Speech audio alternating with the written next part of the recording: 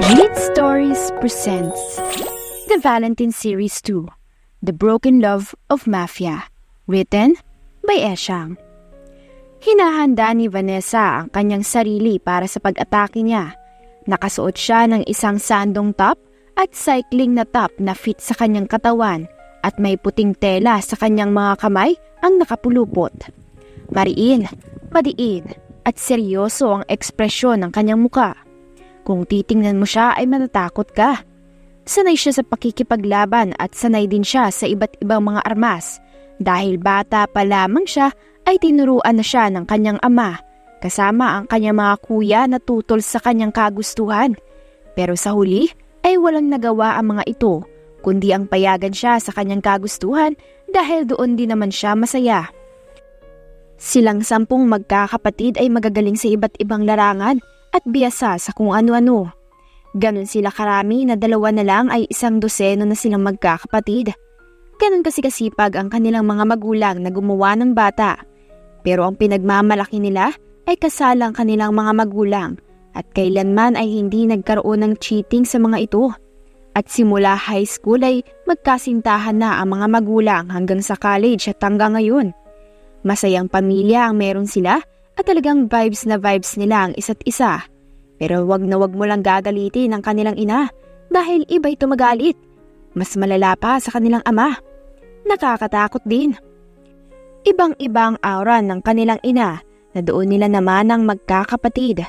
Kasi ang kanilang ama ay soft kung titingnan ng muka at talagang soft ang side nito. Soft din kung magsalita.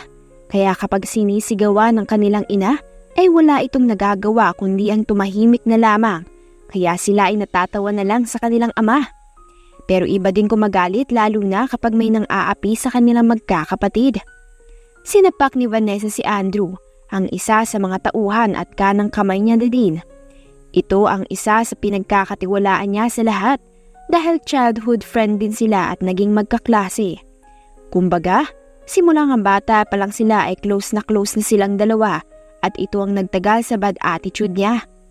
Aminado naman kasi si Vanessa na may ugali siyang hindi maganda at hindi naman tagu ang bagay na yon. Pinapakita niya talaga sa lahat ang tunay niyang ugali. Hindi siya nahihiyang ipakita dahil wala namang nakakahiya. At para sa kanya, mas maganda pang ilabas mo ang ugaling meron ka kesa naman na magpanggap ka para lamang maging mabait at maganda ang tingin ng mga tao sa iyo kahit na ang totoo ay hindi naman talaga. Mas lalo kang nagiging magaling. Talagang biyasang-biyasa ka na. Puna ni Andrew. Ngumisi si Vanessa sa kanya. Well, I'm Valentine. Ani Vanessa. Kilala ang kanilang pamilya at apelido sa magagaling pagdating sa mga armas at pakikipaglaban. Kasi ang ibang mga pinsan niya ay mga athlete, mga champion sa taekwondo sa international.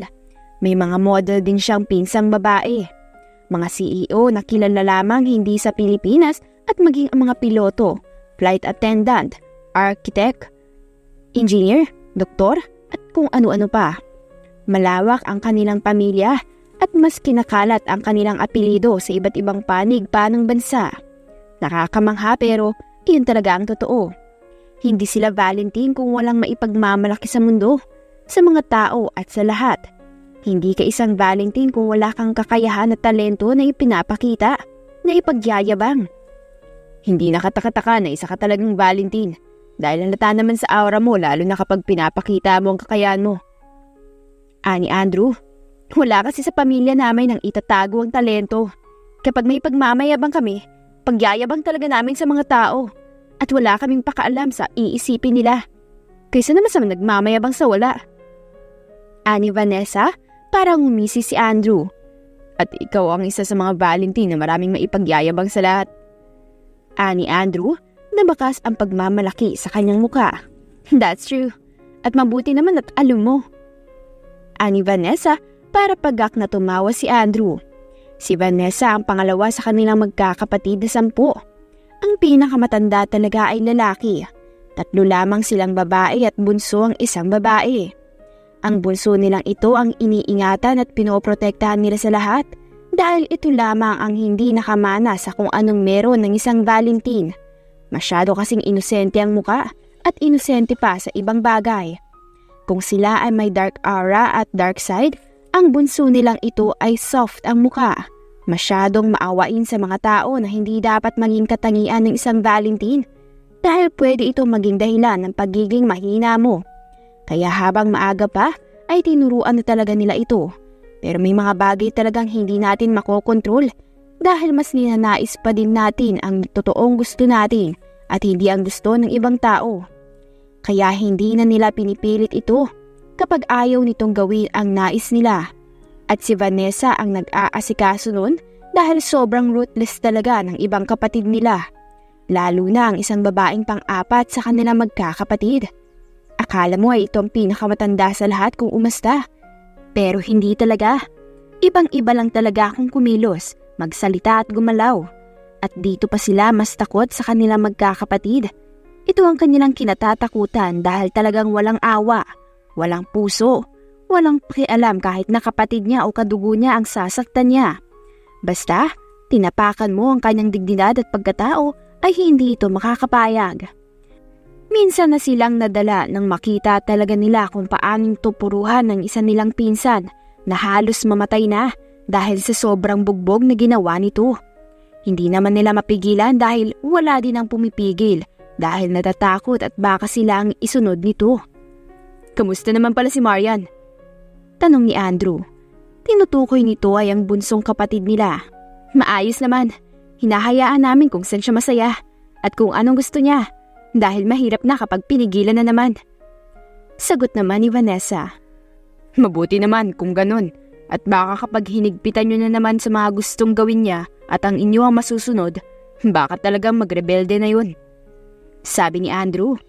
Tinatanggal na ni Vanessa ang tela sa kanyang mga kamay. Tapos na ang pagsasanay nila ni Andrew at ilang beses niya ding natamaan si Andrew ng mga sapak. Pero wala lang kay Andrew ang bagay na ito dahil sanay naman na siya. Kahit na masakit at malakas ang suntok ni Vanessa na akala mo'y hindi babae, ay wala lang talaga kay Andrew. Hinahayaan niya lamang. Hindi niya ginagantihan dahil ayaw niya ding masakta ng dalaga kahit na kayang-kaya niya itong patumbahin. "Hindi na. Masyado na kaming nadala sa ginawa nito noon. Kaya sinusuportahan na lang namin sa mga gusto niya. Pero may bantay pa din siya at delikado na." Ani Vanessa at saka kinuha ang bottle na may lamang tubig. Minsan na kasing naglayas ang kanilang bunsong kapatid dahil nakita sila ng mga itong nag-aaway-away dahil sa isang dahilan at hindi nila napansin na wala na pala ang kapatid. Dahil doon ay nadala sila, kaya iniwasan na lang magkaroon ng misunderstanding at magsigawan sa harapan ng kapatid. Nag-uusap na lamang sila ng mahinahon. Napaka-soft talaga ni Marian, kaya ganoon na lamang ito masaktan. Naiintindihan naman nila ang bagay na yun at mas nag-iingat lamang sila ngayon at nagawa ng maglayas. Baka sa susunod ay tuluyan na nilang hindi makita si Marian. Mabuti nga at nasa parke lamang ito. Nasa isang gilid, umiiyak habang yakap ang mga sarili. Awang-awa sila na makita ang kalagayan at itsura nito, kaya nag-usap silang magkakapatid na maayos na huwag gagawa ng hindi maganda sa harapan ni Marian. Nagkasundo naman sila kahit papaano. "Hindi ko alam kung saan nagmana si Marian at kung bakit gano'n na lamang kalambot ang kanyang puso sa lahat." Ani Andrew na napapailing. Napapaisip talaga siya kung saan nagmana ang kapatid nilang ito. "Hindi ko din alam. Sabi naman kasi ni Mami sa amin wala sa pamilya namin ang pagiging soft. Pero baka dahil kay Lola nagmana. Sinasabi pa ni Mami na parang version 2 daw ni Lola si Marian. Nakakalungkot lang kasi na hindi man lang namin siya naabutan." Ani Vanessa. "Hindi naman kasi natin masasabi ang buhay ng isang tao kung kailan mawawala, kung kailan kukunin ni God. Kaya habang nabubuhay pa tayo sa mundo, dapat tayong mag-enjoy. Dapat magsaya. Dahil baka sa uli magsisi tayo. Matuto din tayo magpatawa dahil mahirap gumalaw sa mundong to ng puno ng galit at pait ang puso." Ani Andrew na may kahulugan ng huling sinabi. Natigilan naman si Vanessa. Napatitig siya kay Andrew nang ngumisi lamang sa kanya. Alam niyang may pinapahiwatig ito sa sinabi pero hindi niya na lamang pinansin at nanahimik na lamang siya. Si Vanessa ay may isang sekreto din na tinatago At kung bakit di nasabi ni Andrew ang bagay na yun ay dahil may isang kasalanan siyang nagawa na pinagsisisihan niya hanggang ngayon. Pero hindi niya na mababalik pa yun. Ang nakaraan dahil nangyari na at natapos na. Pero gusto niyang maitama ang pagkakamali niyang yun dahil gabi-gabi ay hindi siya maayos na nakakatulog dahil sa konsensya. Aminado naman kasi siyang hindi pag-aanong malawak ang kanyang pag-iisip noon. Kaya nagawa niya ang bagay na yun at na-realize niya na lamang ang lahat at ang maling mga ginawa niya kung kailan nawala na ang taong ito sa kanya, sa kanyang piling. At hanggang ngayon ay umaasa siya na baka pwede pang bumalik ang lahat. Nangangarap siya na sana maayos pang muli ang nawasak na mga puso, na sana ay maibalik muli ang matamis na pagmamahalan ng kahapon. Pero mangyayari kaya ang bagay na yun kung nasaktan niya ng sobra ang taong yun? Ang taong walang ginawa kundi ang iparamdam sa kanya ang lahat. Ang ibigay sa kanya ang lahat maging ang mundo. Ang ipakita ang mga magagandang bagay sa mundong ibabaw na ito. At ito din ang dahilan kung bakit sa mga maliliit na bagay ay napapahalagahan na ni Vanessa. Marami siyang natutunan, nalaman at na-realize dahil sa taong ito. Pero ang ginawa niya, sinaktan niya lamang ito. Dinurog niya ng pinong-pino dahil sa pagiging immature niya. Winasak niya ang puso nitong walang ginawa kundi ang mahalin siya ng totoo dahil lamang sa pagiging selfish. At aminado si Vanessa na may malaki siyang kasalanan at sa kanya dapat isisi ang lahat. Kaya nga bakit siya maghahangad na mabalik pa yun kung siya ang dahilan kung bakit ito nasira. Agad pinaalis ni Vanessa ang luhang tumutulo sa kanyang mga mata. Natigilan naman si Andrew na mapansin iyon. Ngunit agad siyang tiningnan ni Vanessa na nagsasabing huwag ito magsalita. Kaya napatikom na lamang siya ng bibig sa akmang pagsasalita. Mauuna na ako. Bukas na lang ulit tayo magsanay. Ang pinapagawa ko sa iyo kailangan ko na yon bago pa matapos ang araw na to. Ani Vanessa, tumango naman si Andrew. Don't worry, ako nang bahala sa mga bagay na inuutos mo sa akin. Bukas na bukas din ay makukuha at malalaman mo na ang impormasyon na nais mo. Ani Andrew.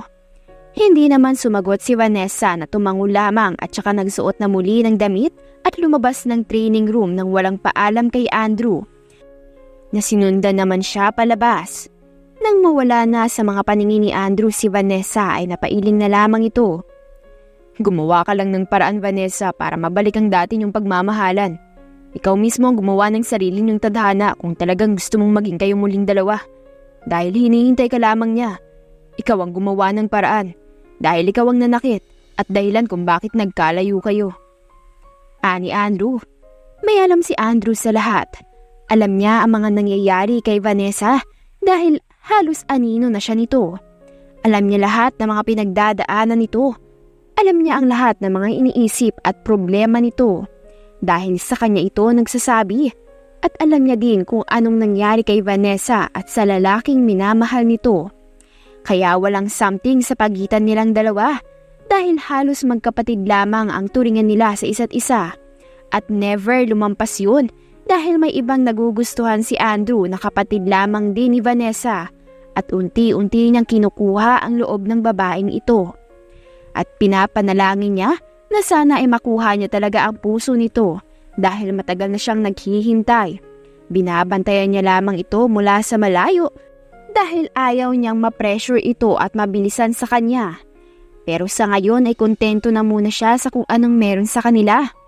Close naman sila kahit papaano, kaya okay na si Andrew doon. Masaya na siya kahit papaano ay basta malapit siya sa babaeng minamahal niya. Napahinga na lamang ng malalim si Vanessa nang makapasok siya sa kanyang silid. Pinarada niya na lamang kung saan ang kanyang kotse sa kanilang labas. Hindi niya na nga inayos ang pagkakapark dahil nagmamadali na siyang makapasok. Lahat ng mga bumabati sa kanya, kapatid niya man o kaya naman mga kasambahay ay hindi niya pinapansin. Iba kasi ang nararamdaman niya. Parang gusto niyang mag-isa. Parang gusto niyang magwala. Gusto niyang ilabas ang nararamdaman. Gusto niyang umiyak. Isa sa hindi alam ng ibang tao na isa pang katangian niya ay ang pagiging maiyakin. Pero hindi siya umiiyak sa maraming tao. dahil ayaw niyang maging mahina sa tingin ng mga ito. Ayaw niyang kaawaan siya ng mga ito, kaya hindi niya pinapakita ang kahinaan niya, ang pagiging soft side niya. Kaya hindi lahat ng mga taong nakikitang matapang ay matapang talaga. Hindi natin alam na sa likod ng pagiging matapang, masiyahin, palatawa at palangiti nila ay may nakatago na palang hindi natin alam. Sila pa yung may maraming problema, yung maraming daladala sa buhay na pasakit, yung maraming iniisip. At sila pa talaga ang mahihina, pero hindi lamang nila pinapakita dahil gusto nilang palaban sila kung titingnan ng mga tao na kapag nakita ay alam na agad ng lahat na matapang ito, na palaban ito, na hindi ito iyakin, na hindi ito basta-basta nagpapatalo. At yun ang ginagawa ni Vanessa. Pero behind that ay may kakaibang nagtatago sa totoong katauhan niya. At isang tao lamang ang nakakaalam noon. Ang kanyang tahanan, comfort home, pero wala na yun sa kanya dahil sa pagiging pabaya niya. Hindi namamalaya ni Vanessa na lumuluha na pala siya dahil sa sakit na nararamdaman sa kanyang puso. Mabilis ang pag-agos ng kanyang mga luha. Bumabalik kasi sa kanyang mga alaala ang lahat ng mga hindi magagandang ginawa niya sa taong minahal niya na unang umintindi sa kanya. Paano ko nagawang sakta ng kagaya niyang walang ibang ginawa, kundi ang ibigay sa akin ng lahat ng nararapat, kahit na maubos pa siya. Basta lang maging masaya ako. Paano ko nagawang ipagtabuyan ng taong mahal ko? Dahil lamang mas pinili ko ang nais nila kaysa sa kanya, na araw-araw akong pinipili kahit na hindi niya namamalayan na ubos na siya. Napapagod na din siya. Sabi ni Vanessa, lumuluha. Puno ng sakit at hinagpis ang boses. Papait na lamang siyang napapangiti na may kasamang lungkot.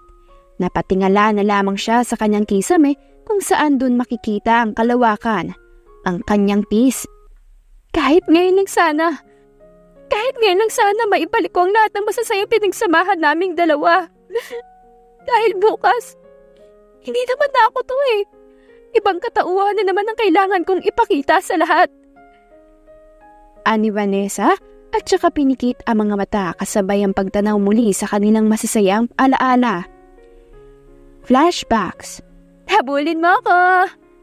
Sigaw ni Vanessa habang tumatakbo siya sa malawak na kalawakan kung saan napapalibutan ng mga tulips na bulaklak. Iba't ibang mga kulay yun, pero artificial lamang ang mga bulaklak na ito. Malawak ang ngiti sa kanyang labi at malawak din ang ngiti sa labi ni Kenji, ang kasintahan ni Vanessa. Kapag nahabol kita babe, dapat may kiss ako ah. Ani Kenji nang tumayo na siya at saka nagpagpag ng kamay. Kung mahahabol mo ko. Ani Vanessa na dumila pa kay Kenji na pailing pero napangiti. Hinayaan niya muna ang babaeng mahal na tumakbo habang nakangiti at napapatingin sa kanya. Namungay na lamang ang kanyang mga mata dahil sa pagmamahal na nararamdaman niya. I love this girl so much.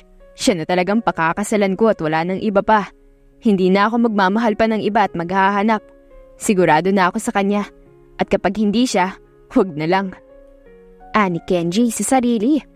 Walang araw na sinasabi niya sa sarili niya na si Vanessa ang kanyang nais makasama habang buhay. Unang masulyapan niya si Vanessa ay tumbok na agad ng kanyang puso.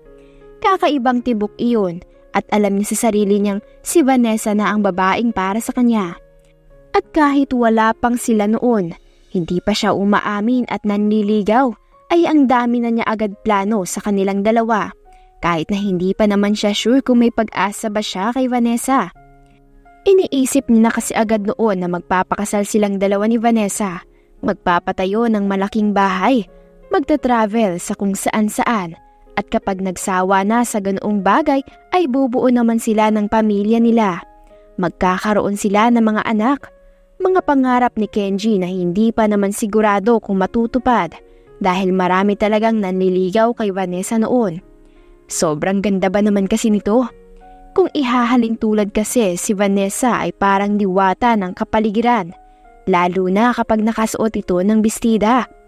Napakaamo din ng mukha, natural at simple lamang, kaya talagang sinong hindi mahuhulog sa kagaya nito. Tingin niya pa lang ay lagapak ka na. Natagalan lamang umamin si Kenji dahil natatakot siya na baka hindi tanggapin ni Vanessa ang kanyang pagkagusto.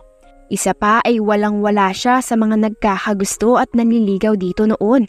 Sobrang yaman at galing sa kilalang pamilya, kaya anong laban ni Kenji? Si Kenji Magen, kilala sa kanilang school dahil matalino, magalang at marespeto. Talagang pinagmamalaki din ng mga guro.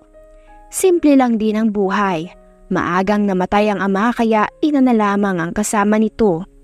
Hindi sila singyaman ng mga manliligaw ni Vanessa. Wala siyang maibibigay kay Vanessa na mamahaling bagay kundi ang pagmamahal niya lamang, kaya nahihiya siyang umamin. Feeling niya din kasi ay hindi siya nararapat para dito.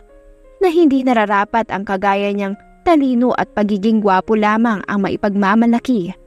Pero nung umamin siya, ay halos hindi siya noon makahinga sa sobrang kaba. Kinakabahan sa magiging reaksyon at sagot ni Vanessa. Expected niyang ire-reject siya nito. Pero lahat ng expectation niya ay kabaliktaran sa mga nangyari dahil ang nakuha niyang sagot noon ay gusto din siya nito. Matagal na at nahihiya lang din umamin si Vanessa dahil baka hindi siya pansinin ni Kenji.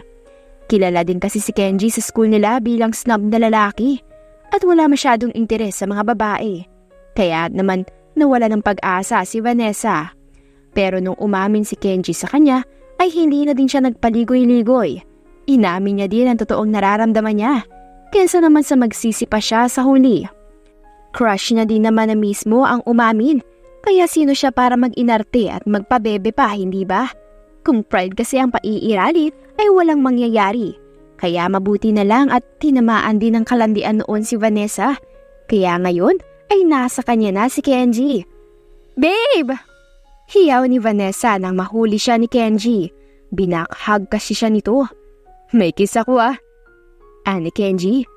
Tawang-tawa lamang ang dalawa dahil sa kanilang pinaggagawa. Huwag ka munang papakampante dahil hindi ako basta-basta papayag, no? Ani Vanessa at nakawala sa yakap nito. Tumakbo agad siya palayo na parang walang kapaguran. Tinilaan niya si Kenji na napapailing at pagak na natawa. Nakawala ako kaya wala kang kiss. Sigaw ni Vanessa na bakas ang pangaasar sa boses. Naghabulan silang dalawa na akala mong mga bata. Rinig na rinig talaga sa buong paligid ang tawa at tili ni Vanessa sa tuwing mahuhuli siya ni Kenji. Napapatawa na lamang din si Kenji. Parang musika din sa kanya mga pandinig ang boses ng babaeng minamahal. Nagharutan silang dalawa. Naglambingan at kung ano-anong kalandian pa ang pinaggagawa nila. Akala mo mga teenager sila na bumalik sa pagiging high school kahit hindi naman talaga. Nang mapagod sila parehas ay tumigil na sila. Umupo sila sa banig na kanilang nilatag. Pinunasan ni Kenji si Vanessa dahil pawis na pawis ito. Pawisan na naman ang bibi ko pero ang bango-bango at ang ganda-ganda pa rin. Ani Kenji nang nakangiti. Pabiro namang napairap si Vanessa. Nambola ka pa. Gusto mo lang makakiss sa akin eh. Sabi ni Vanessa na nang aasar ang boses. Napahalakhak naman si Kenji. Hindi ko naman itatanggi ang bagay na yan dahil totoo naman. Ani Kenji, para si Vanessa naman ang pagak na matawa. Sabi ko na nga ba ikaw pa. Masyado kang adik sa kiss. Asik ni Vanessa. Feeling ko nga may sakit na ako Ani Kenji. Natigilan si Vanessa. Nagtataka ang mukha na nakakunot ang noo pero may pag-aalala. Ha? Bakit naman? Bakit hindi ka nagsasabi sa akin? Wala kang sinasabi sa akin Ani Vanessa. Adik na ata ako. Adik na ako sa kiss mo. Ani Kenji. Napairap si Vanessa. Ang corny mo, babe. Asik nito. Hinuli ni Kenji ang kanyang mga kamay at saka pinaghahalikan. Namumungay na naman ang mga mata ni Kenji habang nakatingin kay Vanessa na napanguso. Naiilang pa din talaga ako hanggang ngayon kapag tumititig ka sa akin. Hindi pa din kasi ako gaanong sanay. Ani Vanessa. Kenji chuckled. Masanay ka na, babe. Hindi ko kasi maiwasan na titigan ka. Sobrang ganda mo Believe me or not, baby. Ani Kenji. Namula naman si Vanessa. Ang magkabilang pisngi niya ay nagiinit dahil sa kilig na nararamdaman. Kinikilig ako. Pag-amin ni Vanessa, ningitian siya ni Kenji at saka inilagay ang ilang hibla ng buhok sa likod ng tainga. Maganda ka talaga, babe. Para kang diwata, baby. Kaya lahat ng mga lalaking napapatingin sa'yo, napapanganga na lang at napapatulala. May mga naglalaway na din. Pero sorry na lang sila. Kasi hanggang dun lang ang kaya nilang gawin. Dahil sa akin ka na. Ani Kenji, sa'yo lang naman ako eh. At saka, kahit na anong mangyari, hindi naman ako mapupunta sa ibang lalaki. Ikaw ang pipiliin ko palagi. Kaya wala kang dapat i-worry. Malambing na sabi ni Vanessa para mas lalong mamungay ang mga mata ni Kenji. Kinikilig din siya. Mas malakas ka talaga magpakilig. Ani Kenji, hindi naman. Saka, totoo ang mga sinabi ko, baby. Ayaw ko mag-isip ka ng kung ano-ano kaya binibigyan kita ng assurance sa araw-araw. Kasi ayaw ko mag-overthink ka. Ani Vanessa na namumungay din ang mga mata. Para siyang sleepyhead kung makatingin at sobrang ganda pa din sa mga paningin ni Kenji. Ako din, baby. Hindi ako magsasawa na palaging sabihin sa'yo na maganda ka. Kahit na haggard ka o stress. Sobrang ganda mo pa din, baby. At walang kahit anong biro yun. Para kang wine na habang tumatagal, paganda ng paganda. Ani Kenji habang hinahaplos ang mga pisngi ni Vanessa. Kaya sobrang swerte ko na ako ang lalaki minahal mo. Hanggang ngayon hindi pa din ako makapaniwala na ako talaga. Sa tuwing tinititigan kita, hindi talaga mawawala sa isipan ko ang mga tanong kung anong ginawa ko. Kung bakit nagustuhan mo ang kagaya ko. Kung bakit ako ang pinili mo sa dami ng mayayaman at mas gwapong mga manliligaw mo noon. Kaya bakit ako? Pagmamahal lang naman ang kaya kong ibigay. At ngayon ko palang unti-unting naibibigay ang mga materialistic na bagay kagaya ng pangako ko. Ani Kenji, nagkagat-labi muna si Vanessa at saka hinawakan niya ang kamay ni Kenji na nakahawak sa kanyang pisngi.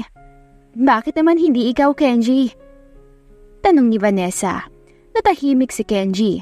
Nakinig siya sa sasabihin ng babaeng mahal. Bakit ikaw ang pinili ko? Bakit ikaw ang minahal ko? Bakit ikaw ang tinitibok ng puso ko? Hindi ko din alam, Kenji. Pero simula nang tumibok ang puso ko nang ikaw ang dahilan, alam kong may kakaiba na. At yung mga sinasabi mo mga manliligaw ko noon, sobrang laki ng lamang mo at laban mo sa kanila, Kenji. Oo, hindi mo na ibibigay sa akin noon ang mga materialistic na bagay na nabibigay nila. Pero Kenji, yung pagmamahal na binibigay mo ang nais ko. Ang nararamdaman ko din na totoo ang pagmamahal mo sa akin at walang halong biro. Ani Vanessa? Marahan lumapit si Vanessa kay Kenji. Hinaplos niya ang pisngi nito. Baby, marami kang mga katangian na wala sa kanila. At gusto kong malaman mo na standard ka. Na nasa iyo lahat ng mga katangian ng isang tamang lalaki. Pinuno mo ako ng pagmamahal, Kenji. Ibinigay mo sa akin ang lahat. At nakita ko kung paano ka magsumikap noon na makuha ang matamis kong oo. Ani Vanessa at marahan na napahinga.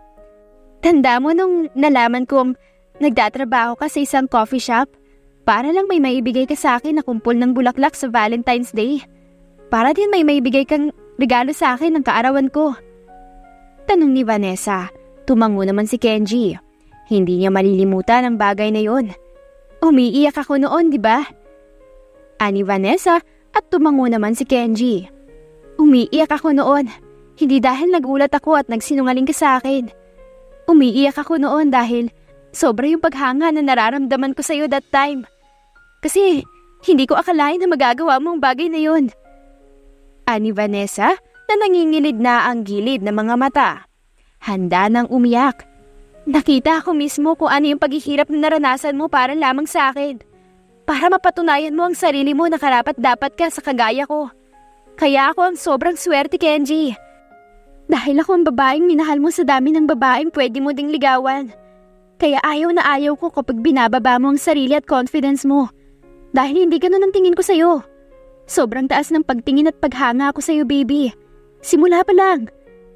Ani Vanessa na may pagmamalaki sa kanyang ngiti. Kinabig naman siya ni Kenji ng marahan para yakapin. Hinalik-halikan nito ang kanyang ulo habang naglalandas na din ang mga luha ng dahan-dahan. He deserved that, baby. He deserved to be loved. He deserved this world at ibibigay ko lahat, baby. Alam mo yan. Wala akong pakialam kahit na ako pa ang mahirapan. O kaya naman ay ako pa ang mapagod. Ani Kenji. Tandang-tanda nila parehas ang bagay na yun kung saan hindi inaasahan ni Vanessa na makikita niya si Kenji sa isang coffee shop. Gabi noon at nagkayayaan silang magkakapatid na babae. Nagulat si Vanessa nung makita si Kenji. Dahil hindi naman niya kasi alam ang bagay na yun. Wala namang sinasabi si Kenji. Hindi siya nagpakita sa binata that time. Basta ay umiyak na lamang siya palabas noon ng coffee shop. Nagtataka pa nga ang mga kapatid niya pero hindi siya nagsasalita dahil sa halo-halong emosyon na nararamdaman.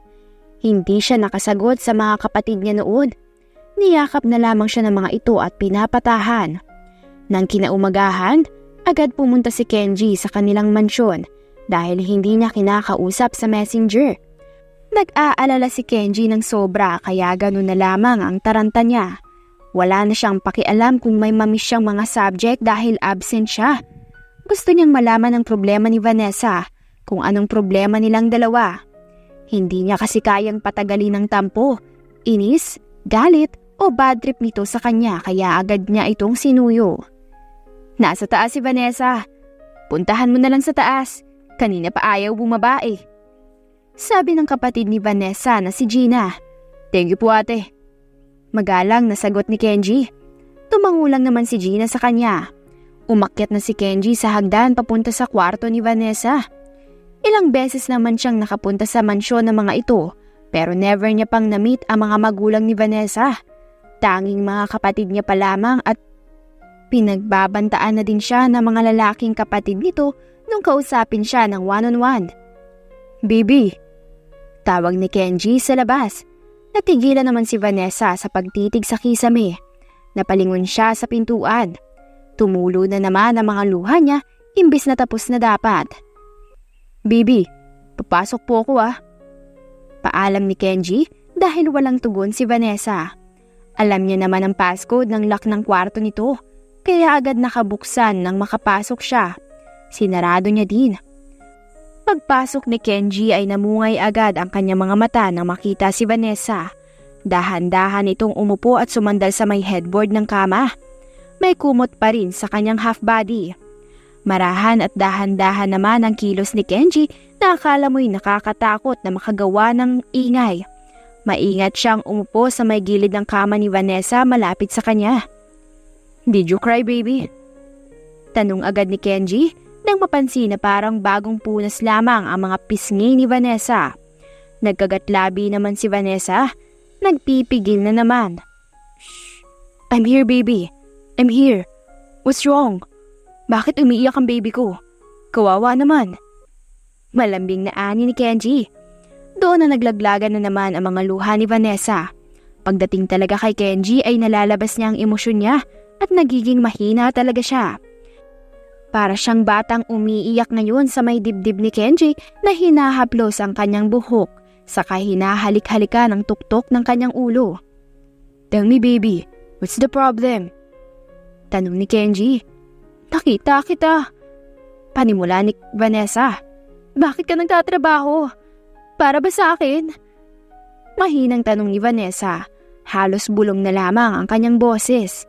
Natigilan naman si Kenji at hinarap si Vanessa. Yan bang dahilan kung bakit ka umiiyak, mahal ko? Tanong nito. Batang tumango naman si Vanessa. Sinabi ko naman sa'yo, baby, na gagawin kong lahat para mapasaya ka lamang. At wala akong pakialam kung ako ang mahirapan. At yung ginawa kong yun, ako mismo ang may gusto nun, baby. Kung iniisip mo na dahil kailangan ko para sa'yo, that's not true, baby. Dahil ginusto ko talaga. Pagpapaliwanag agad nito. Napatango-tango naman si Vanessa. Umiiyak ako kasi sobra-sobra na yung pinapakita mo sa akin. Kasi mas pinapahanga mo lamang ako. At mas lalo lang din akong napapamahal sa'yo. Amin ni Vanessa. Napangiti naman si Kenji. I love you so much, baby. Ani Kenji. I love you din, baby. Sorry kung iyakin ako. Ani Vanessa. Oo nga eh. Ang cute-cute umiyak ng baby ko. Pang-aasar ni Kenji para mapanguso si Vanessa. Nung aasar ka na naman, imbis na umiiyak ako at nagdadrama eh. Ani Vanessa, pinunasan ni Kenji ang kanyang mga luha gamit ang mga daliri nito. Alam mo naman na ayaw kitang nakikitang umiiyak, di ba? Dahil nasasaktan ako. Hindi ko kaya kapag umiiyak ka. Ani Kenji, I'm sorry. Ani Vanessa, kiss mo nga ako. Ani Kenji, ngumuso si Vanessa pero hinalikan din naman niya ang nobyo. Nagkausap silang dalawa ng maayos at nagpaliwanag naman si Kenji na naintindihan ni Vanessa. Naging maayos ang dalawa at magkayakap habang nakahiga sa kama ng dalaga. Nawala ang bigat sa loob ni Vanessa dahil yakap na siya ng kanyang tahanan na nagpapagaan sa kanyang puso. Maayos ang relasyon ng dalawa at masasabi mo ngang perfect na eh. Matured talaga ang pag-iisip nila sa kanilang relasyon. Marami ang naiinggit na hinahayaan lang naman nila. Marami din ang kinikilig sa kanilang dalawa. Pero ang masayang pagmamahala ng dalawa ay bigla na lamang nagbago dahil sa desisyon ng isa na sanhi ng paghihiwalayan nilang dalawa na siyang ikinaguho din ng mundo ni Kenji. Hindi mo ba ako naiintindihan, Kenji? Hindi na kita mahal. Narealize kong hindi ka talaga nababagay sa kagaya ko. Hindi tayo parehas ng estado sa buhay. Mahirap ka, Kenji. At mayaman ako. Wala ka sa level ko. Yan, masaya ka na ba, ha? Narinig mo na ang dahilan. Kaya umalis ka na hanggat hindi ka pa nasasaktan ng sobra. Sigaw ni Vanessa, pero mas lalong humigpit lamang ang pagkakayakap ni Kenji sa kanyang mga tuhod. Nakaluhod si Kenji sa kanyang harapan. Basang-basa na din sila ng matinding ulan. Sumabay ito dahil mukhang naramdaman ng ulan na may pusong nagdurugo. Baby naman! Akala ko ba wala tayong problema sa estado ng buhay ko? Akala ko ba tanggap mo kahit na anong buhay ang meron ako? Kaya nga baby, di ba? Ginagawa ko ang lahat para may maipagmalaki sa'yo. Baby naman, bakit naman ganito? Bakit mo naman ako sinasaktan ng ganito? Baby please, huwag naman ganito. Nagmamakaawang sabi ni Kenji, halos pumiyok na din ang kanyang boses. Napakagat ng labi si Vanessa, nanginginig na siya. Nasasaktan ang puso niya dahil sa naririnig kay Kenji. Manhid ka, Kenji. Hindi mo alam na pinakikisamahan ko na lamang relasyon na meron tayong dalawa. Kahit na ayaw ko naman na. Kahit nandidiri na ako nakasama ka. At nahihiya na ako sa mga taong nakakakita sa atin. At nakakaalam sa relasyon natin. Dahil, bakit nga ba kita nagustuhan? Walang-wala ka talaga sa mga manliligaw ko. Ani Vanessa, tuluyan nang nanghina si Kenji. Kusa nang napapabitaw ang kanyang pagkakayakap kay Vanessa. Malalim na ang paghinga niya. Sobrang sakit ng puso niya. Ang mga mata niya, hindi na maayos ang pag-iisip niya. Hindi ko alam kung ano pa bang naging kulang ko sa lahat ng ginawa ko. At pinapakita ko naman baby. Ano bang kulang para saktan mo ko ng ganito? Ani Kenji na napapailing. Patuloy pa din ang pag-agos ng mga luha sa mga mata. Kasabay nito ang pagpatak ng mga ulan. Tumingala si Kenji kay Vanessa. Halos hindi na makita ng malinaw ang mukha ni Kenji dahil sa halong ulan at ng mga luha. Hindi ko akalain na masasaktan mo ko ng ganito. Siguro, masyado ako naging kampante. Nakala ko, mahal na mahal mo talaga ako. Na hindi mo na ako iiwan. Kaya hindi ko na namalaya na hindi mo na pala ako mahal. Na hindi mo na talaga ako minahal. At tama ka. Sino nga ba talaga ako?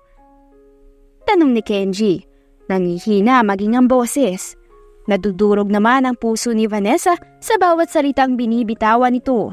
Gusto niyang itama ang mga sinabi nito dahil walang katotohanan yun maging ang kanyang mga sinabi. Puro kasinungalingan lang ang lahat. Kailangan niya lang gawin ang bagay na yon para hindi sila lalong masaktan na dalawa. Pero sa nakikita ni Vanessa ngayon ay sobra siyang nagsisisi. Gusto niyang bawiin lahat ng kanyang mga sinabi pero hindi niya nakaya. Baby, ano bang kulang ko? Ano bang kulang baby? Ano bang mali ko? Aayusin ko, promise. Huwag mo lang gawin sa akin to. Sabihin mo sa akin dapat kong gawin pa. Itatama ko ang mga mali ko. Nagmamakaawang sabi na naman ni Kenji para masaktan na naman si Vanessa. Masyado nang ibinaba ni Kenji ang kanyang sarili pero wala na siyang pakialam. Huwag lang siyang iwanan ni Vanessa. Hindi ko na kaya baby na wala ka sa akin. Hindi ko po kaya. Kaya baby, huwag naman ganito. Pag-usapan naman natin ng maayos ang bagay na to. Anito, tumaas baba na ang dibdib ni Vanessa dahil sa sobrang pag-iyak. Awang-awa siya sa nangyayari sa kanila, lalo na kay Kenji, na alam niyang mas nasasaktan ng sobra ngayon. Pero kailangan niyang panindigan ang kanyang ginawa. Lalo na at nasimulan niya naman na kailangan niya nang ipagpatuloy sa dulo. Kenji, kung talagang mahal mo ko, hayaan mo akong sumaya. Huwag mo akong pilitin sa isang relasyon na ayaw ko na talaga. Ayaw ko din na lukohin pa ang sarili ko kaya nagpapakatotoo na ako sa'yo. Kaya sana maintindihan mo. Maintindihan mong ayaw ko na talaga. Pagod na ako sa relasyon natin at sawang-sawa na ako. At saka, hindi mo ba naisip, Kenji? Kung talagang mahal pa kita, hindi ko gagawin ang bagay na to. Hindi ko hahayaan na masaktan at umiyak ka. Pero talagang wala na eh. Ani Vanessa na hindi man lang tumigil sa pagsasalita. Doon na tuluyang bumitaw si Kenji sa kanya. Napayuko na lamang ito habang nakaluhod. Nakakuyom ang mga kamao na nasa magkabilang gilid at nasa sahig. Pigil na pigil ni Vanessa na humikbi. Nasasaktan din siya pero alam niyang mas lamang ang sakit na nararamdaman nito. Ayaw ko na, Kenji. Tapos na tayo. Tinatapos ko na ang meron sa ating dalawa. At gusto kong respetuhin mo yon kung talagang mahal mo ako. Mabagal na pagkakasabi ni Vanessa ngunit klaro ito. Sa huling pagkakataon ay tiningnan muna ni Vanessa si Kenji na gumagalaw ang balikat. Halatang umiiyak. Nagkagat siya ng labi at dahan-dahan ang naglakad palayo. I'm so sorry, Kenji. Ani na lamang ni Vanessa sa kanyang isipan. Alam niyang sa ginawa niyang iyon ay mawawala na si Kenji sa kanya at wala na siyang mababalikan pa. Wala na sa maayos na pag-iisip ang utak ni Vanessa na nagtataas baba ang dibdib dahil sa sobrang iyak. Habang papalayo siya, ay dahan-dahan na nag-angat ng tingin si Kenji sa babaeng mahal. Sa pagkakataon na to, bumabagsak ang ulan. Habang umiiyak kami parehas. At habang papalayo na sa akin ang babaeng mahal ko, na siyang tumapos sa pagmamahalan naming dapat masaya at habang buhay. Mahinang ani Kenji, nangihina. Hindi nila alam na sa hindi kalayuan ay may isang taong nanonood sa kanila. Saksi ito sa pagtatapos ng pagmamahala ni na Kenji at Vanessa at alam niya pa ang dahilan. Napailing na lamang ang tao sa hindi kalayuan. Masakit talaga magmahal at parte ng pagmamahala ng isang magkasintahan ng masaktan. Pero ibang sakit ang nakikita ako ngayon. Ibang pagdurugo ng puso ang nararamdaman ko din. Ani ng taong ito at saka napailing na lamang. Dumaan ang ilang araw at linggo.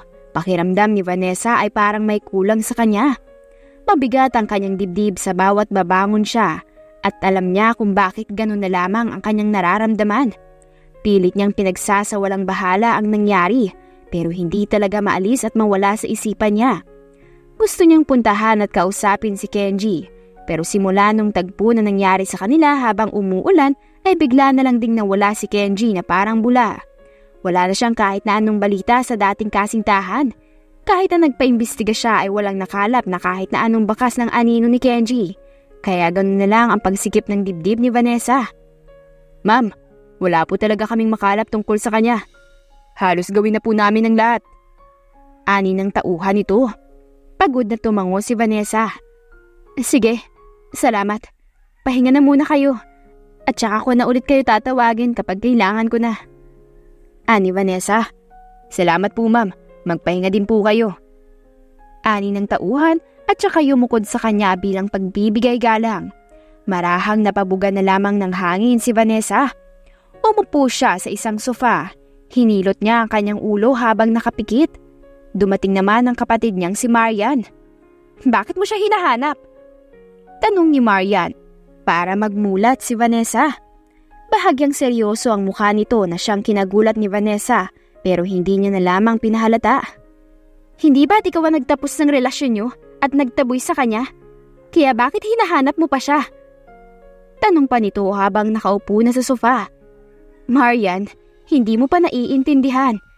Naputol na lamang ang sasabihin ni Vanessa nang putulin siya ni Marian. Alin ate ang hindi ko maintindihan?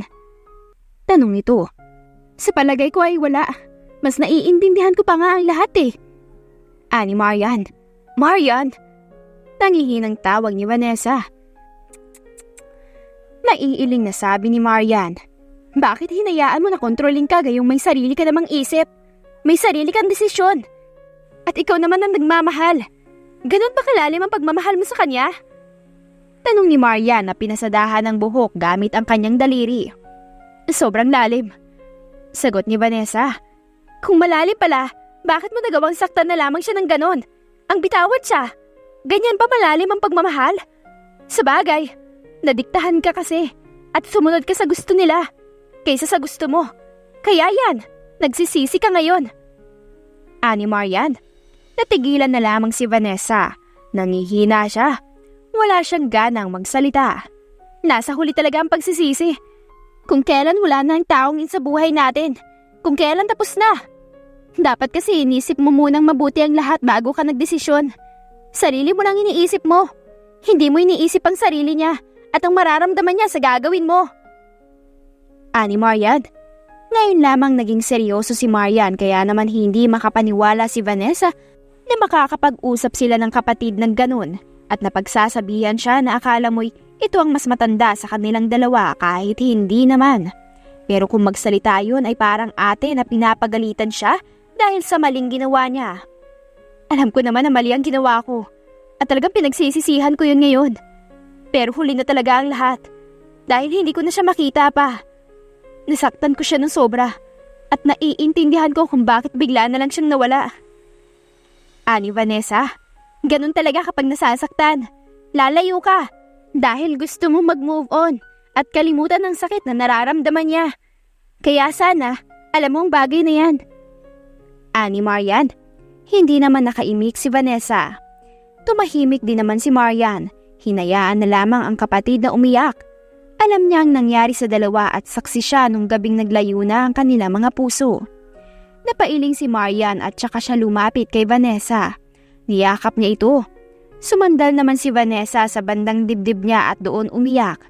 Hinahaplos ni Marian ang buhok ni Vanessa saka hinalik-halika ng tuktok ng ulo.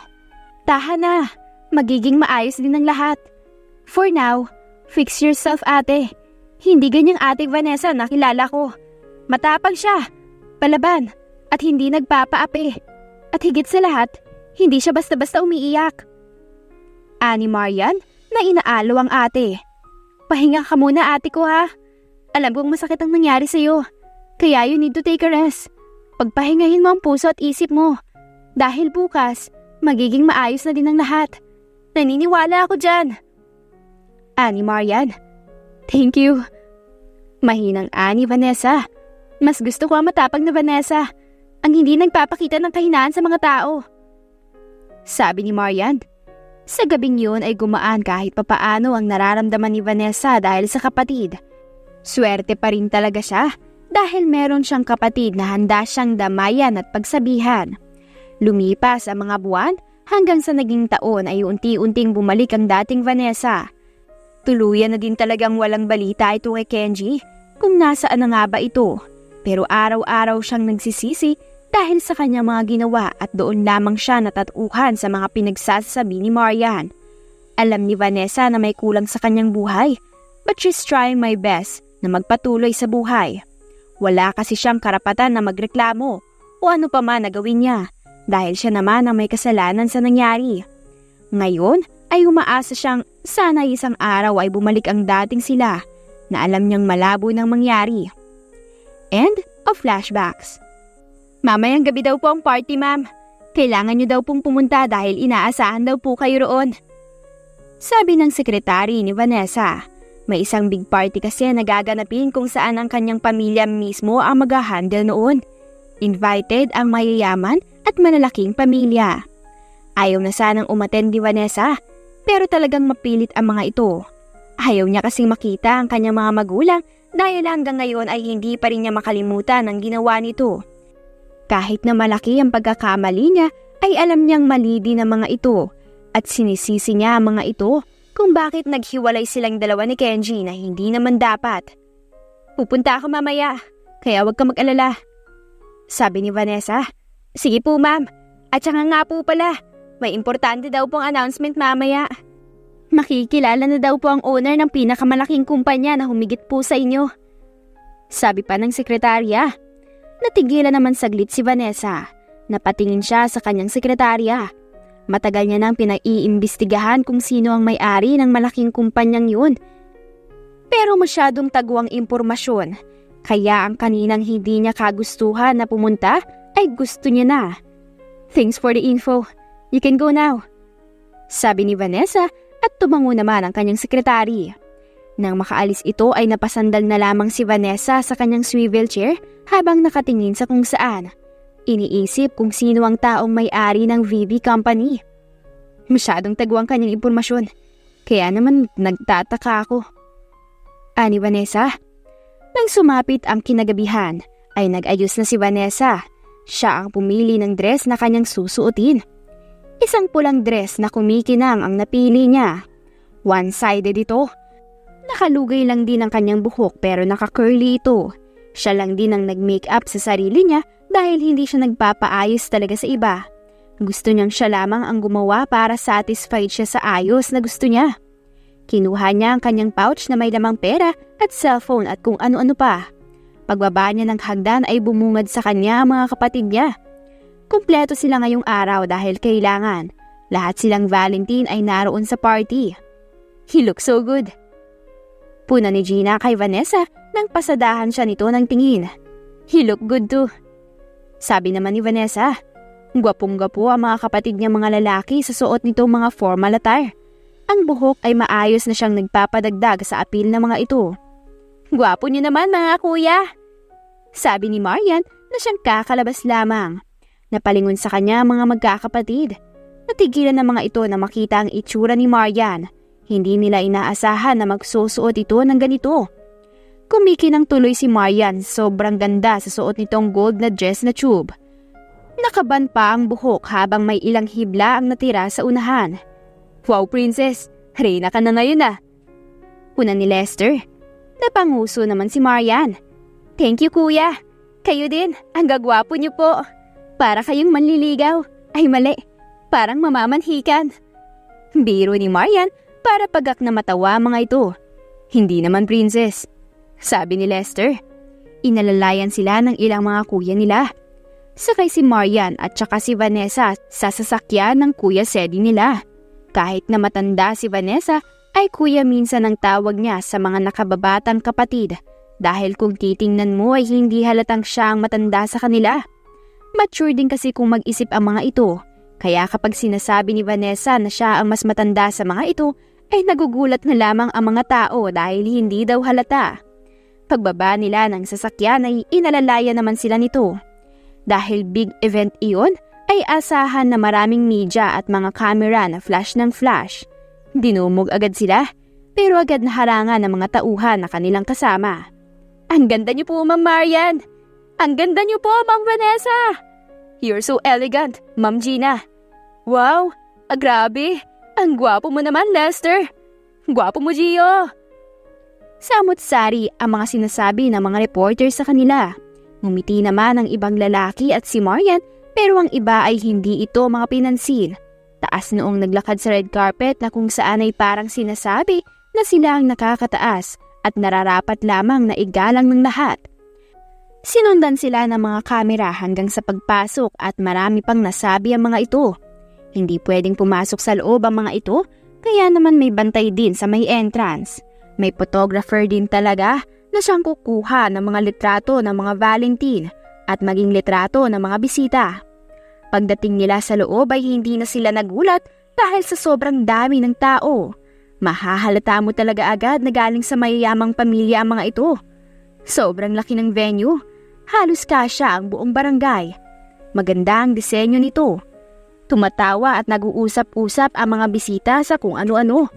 Pumunta naman sila magkakapatid sa kanilang mga magulang at bawat paglakad nila ay sinusundan sila ng mga tao ng tingin na may paghanga sa mga mata. Hindi nakatakataka na talagang elegante sila at mayaman. Kita mo naman yung anak na babae. Sila talagang pagmana ng mga Valentine. Mahahalata mo talagang isang Valentine dahil sa kanilang aura. Para akong kinikilabutan. Pero grabe, ang gwapo naman ng mga anak na lalaki. Nakakalaglag ng panga, shit. Ang hot nila. Hindi ka nagkakamali dyan. At saka, mga Valentine yan, oh. Maganda talaga ang jeans nila. Kaya nga marami ang naghahangad sa kanila at mapapangasawa sila. Pero balita ako, kahit na i-arrange marriage pa sila, hindi nila gusto ang mga to, kaya wala din. Nababalitaan ko din yan. Sumuway na nga ang iba sa kanila at ang usapan pa nga, hindi daw okay ang ibang mga anak nila sa kanila. Dahil masyado daw itong nangingialam sa desisyon at gusto ng mga anak. Ano pa nga bang maaasahan kapag mayaman? Mas lalo pang gustong yumaman at maging kilala ang pamilya. Kaya talagang pananatilihin nila. Gagamitin ng lahat ng paraan. Ang kaso, namana sa kanila ang ugali nilang magaling sumuway. Kaya hindi din nila kaya mga anak nila. True, at masyadong tago ang love life ng mga anak nila ha. Ang tanging nabalitaan ko lamang ay yung kay Vanessa. Sayang pa din talaga sila ng jowa niya. Nangialam lang mga magulang niya eh. Usapan ng mga kung sino sa isang paligid. Hindi naman narinig ng magkakapatid na Valentine yon pero alam nilang pinag-uusapan sila. Hindi naman kasi maiwasan ng bagay na yun at sanay na sila. Aware na sila. Masyado talagang chismosa ang ibang mga tao. Good evening, Papa. Bati ni Gina sa ama at saka siya nagbeso dito maging sa ina. Ganon din ang ibang mga kapatid niya. You look good and elegant, everyone. Manang-mana talaga kayo sa amin ng daddy niyo. Sabi ng kanilang ina sa kanila. Ngumiti naman sila. Si Vanessa naman ay walang reaksyon. Ayaw niyang makipagplastikan sa mga magulang. Thank you, ina. Kayo din po, napakaganda. At ang gwapo din ni ama. Sabi ni Marian habang nakangiti.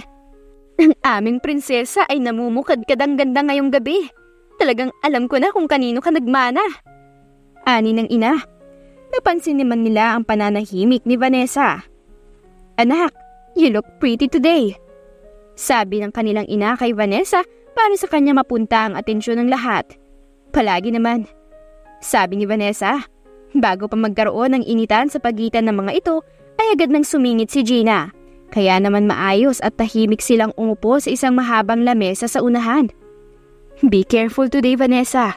This is a very big event. Bulong ni Gina kay Vanessa, may pagbabanta sa boses. Hindi naman ako mangunguna at wala akong gagawing hindi maganda kung ganun din sila. Ani Vanessa, kahit na, ikaw muna ang mag-adjust. Ani Gina at hindi na sumagot pa si Vanessa. Nagsimula na ang party. Nagsalita na ang kanilang ama at ina sa stage at nakinig naman ang lahat. Puno ng paghanga ang iba, pumapalakpak pa. Hindi naman mapigilan ni Vanessa ang mapairap. And today, ito ang araw kung saan makikilala na natin ang may-ari ng malaking kumpanya at kilala sa buong mundo, ang VV Company. Ani Mr. Valentine, baka sa mukha ang galak at tuwa. Sinenyasan niya ang MC na siyang magpapakilala dahil hindi nila alam kung sino ito, maging sila ay hindi din kilala. Everyone, alam kong ito ang pinakihihintay ng lahat. Kaya let's all welcome him, the owner of VV Company, Kenji de los Santos Magen. Pakilala ng MC para matahimik ang lahat. Ang magkakapatid ay natigilan, lalo na si Vanessa na biglang kumabog ang dibdib ng mabilis. Hindi niya maalis ang tingin sa stage. Inaantay ang paglabas ni Kenji. Maging ang mag-asawang Valentine na nagulat dahil kilalang kilala nila ang pangalan na yun. Hindi sila maaaring magkamali. Alam nilang yun ang lalaking kasintahan ng kanilang anak na si Vanessa. Sobrang tahimik ng lahat na akala mo'y may dumaan na anghel. Parang nag-slow-mo ang buong paligid dahil sa dahan-dahan na paglabas ni Kenji sa tumataas na parang plywood. Nang tuluyang makalabas ito doon ay saka nagpalakpakan ng lahat. Binigyan naman ng isang mic si Kenji. Good evening everyone. It's nice to meet you all here. I hope this night, maging maayos ang daloy ng party na to. I'm the owner of VV Company, by the way. Baritonong boses ni Kenji para mas lumakas ang palakpakan. May kasama ding bulungan. Napasinghap si Vanessa. Parang gusto niyang tumakbo papunta sa laking minamahal. Ang laki ng pinagbago niya. Mas lalo siyang naging gwapo ngayon. At lumago ang boses niya. Higit sa lahat, sobrang taas niya na. Mahinang ani Vanessa na narinig ni Gina at Lester na nasa kanyang tabi. Para siyang maiiyak habang nakatitig kay Kenji na bigla namang dumako ang paningin sa kanya. Ngumiti ito sa kanya nang hindi niya inaasahan. "Excuse me," sabi ni Vanessa sa kanyang mga kapatid at saka siya tumayo na para umalis dahil hindi niya na mapigilan ang sarili niya sa kanyang nararamdaman. Gusto niya nang maiyak. Bumabalik na naman kasi ang alaala niya sa lahat ng pinagsamahan nila at ang sakit na idinulot niya dito. Pagpasok niya sa loob ng banyo ay tumulo na ang mga luha niya. Grabe, nakaka-proud siya. Hangang-hanga ako lalong-lalo na sa kanya. Ang layo na nang narating niya ngayon. At alam kong nagsumikap siyang mabuti. Sayang lang at wala ako sa tabi niya para suportahan siya. At sabihin araw-araw sa kanya na proud ako. Ani Vanessa habang umiiyak sa harapan ng salamin. Wala na siyang pakialam kung masira man ang kanyang make-up. Gusto niyang mailabas ang kanyang nararamdaman. Mahal ko pa nga talaga siya. At ngayon ko pa napatunayan ang bagay na yun. Iniisip ko tuloy kung ano yung mga hirap na dinanas niya bago niya marating ang meron siya ngayon. Alam kong hindi naging madali sa kanya ang lahat. At proud na proud ako. Kahit na alam kong wala ako sa tabi niya. Naabot niya mga pangarap niya. Ani pa ni Vanessa.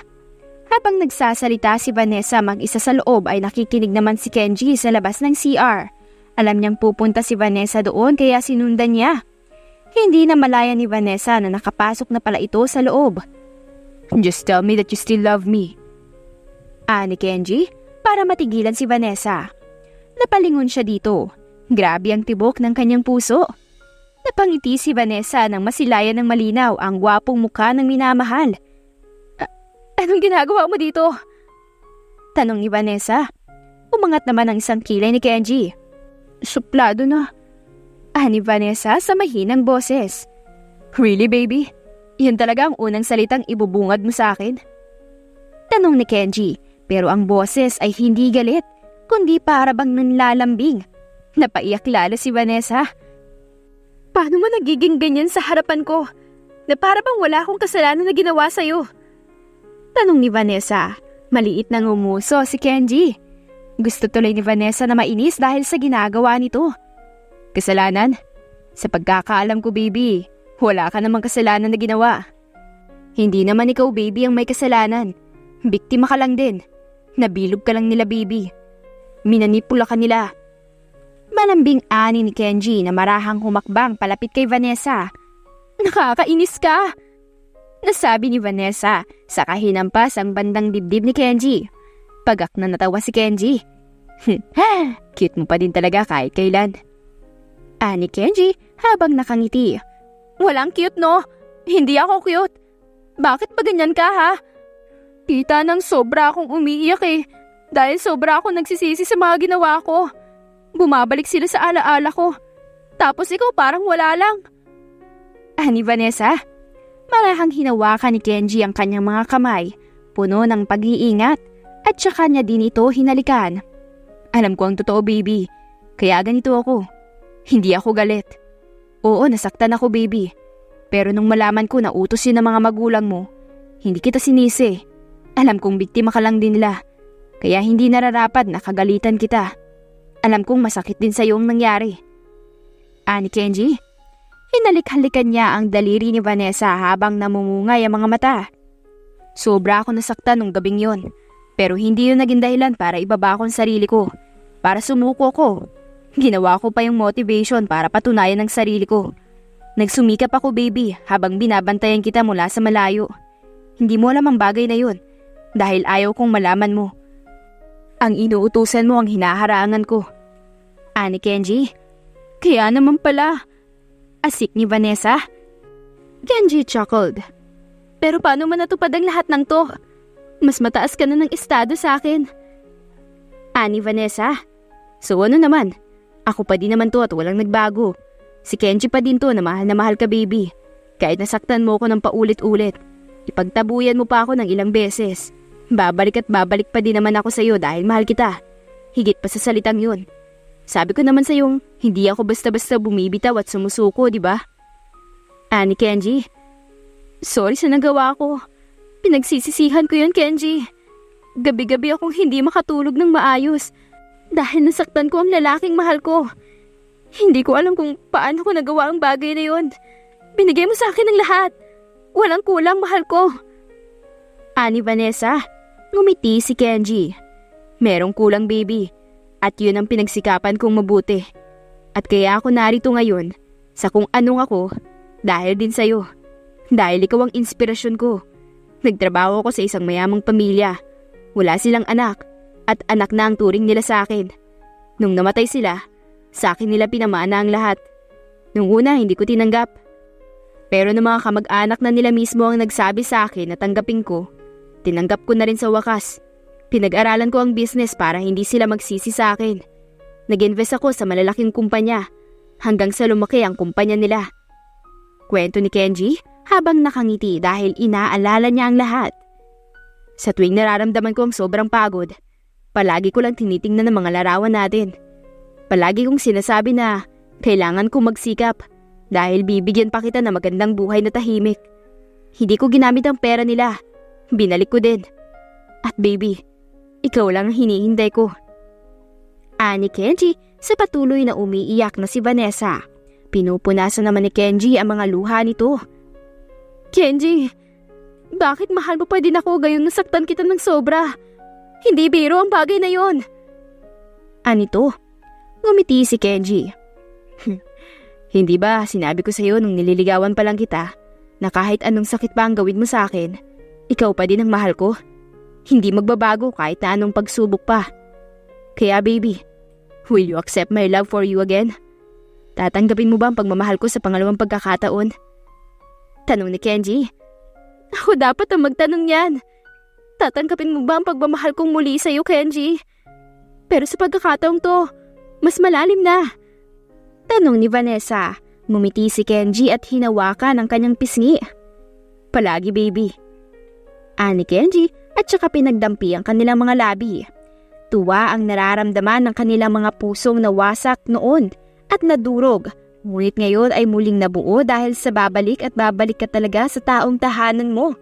Na kahit na ano pa ang pinagdaanan nyo, maghiwalay man kayo. Kung kayo talaga ay gagawa mismo ang tadhana ng paraan para paglapitin muli kayong dalawa. Na siyang nangyari kina Kenji at Vanessa. Biktima lang din si Vanessa dahil nirerespeto niya ang mga magulang niya na ayaw si Kenji dahil mahirap ito. Gusto kasi ng mga ito na lalaking mayaman, kasing pantay nila, pero ayaw ni Vanessa.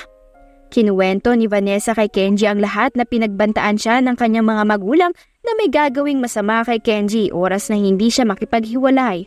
Sobrang takot niya, kaya wala siyang choice kahit na ayaw niyang gawin. Ano palang ibig sabihin ng Vivi? Tanong ni Vanessa nang maalala bigla. Ngumiti si Kenji nang matapos ang halik. Kiss pa. Ungot nito. Mamaya na. At nakakahiya naman at dito pa tayo sa CR. Ani Vanessa at pagak na natawa si Kenji. Maraming kahulugan ng Vivi Company. Pangalan niya ng mag-asawang nagpamana sa akin. At pangalan mo din. Sagot ni Kenji. Ah, kaya pala. Ani Vanessa. Okay na? Tumango si Vanessa. Kiss ulit. Ani Kenji at akmang magsasalita pa si Vanessa. Pero dumampi na ang labi nito sa labi niya at ginantihan niya din naman ito kasi sabik na sabik din siya. Nagkabalikan silang dalawa at hindi naman naging tagu ang relasyon nila. Marami ang nagulat, nagtaka at mga natuwa.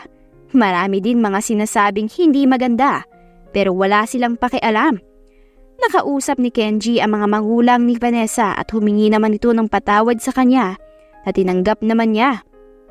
Ngunit sa pagkakataong yun ay tuluyan ng nilisan ni Vanessa ang kanilang mansyon dahil sumama siya sa totoong tahanan niya kay Kenji. Hindi naman tumutol ang kanyang mga magulang at naging masaya para sa kanya. Nung una ay hindi matanggap ni Vanessa at baka pagpapanggap lang. Pero sa huli ay naniwala na din siya. Malayo sa gulo, sa maingay, sa syudad. Namuhay silang dalawa sa tahimik at payapang lugar kasama ang mga anak nila. At dyan na po nagtatapos ang ating kwentong pinamagatang The Broken Love of Mafia. If you like the story, please don't forget to like, comment, share, and subscribe for more wonderful stories. Hanggang sa muli, paalam!